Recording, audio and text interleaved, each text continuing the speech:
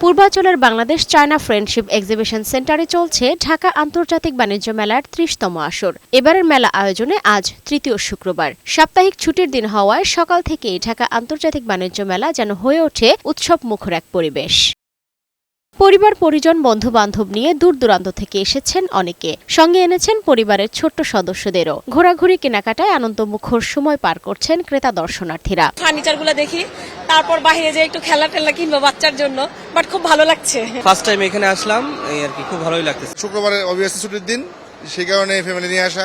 অনেক আনন্দ করলাম, এনজয় করলাম, অনেক ভালো লাগছে। সারাদিন আজকে কাটাবো এখানে।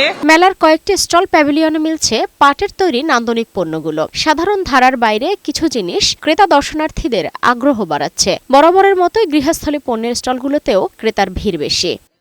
মেলায় ভিড় বেশি হওয়ায় ভালো ব্যবসার আশা করছেন স্টল প্রতিনিধিরা। নানা রকমের অফার দিয়ে ক্রেতাদের আকর্ষণের চেষ্টা করছেন তারা। গত সপ্তাহ থেকে মোটামুটি ভালোই হইতেছে, বেচাকেনা ভালো হইতেছে আর কি। আশা করি যে সামনে আরো ভালো হবে আর কি। শুক্র শনিবারে মোটামুটি একটু ভালো হয় বেচাকেনা। প্রতিদিন সকাল 10টা থেকে রাত 9টা পর্যন্ত চলছে মেলা। তবে সাপ্তাহিক ছুটির দিনগুলোতে মেলা চলছে রাত 10টা পর্যন্ত। সালমা জাহান মুক্তা, বৈশাখী সংবাদ, ঢাকা।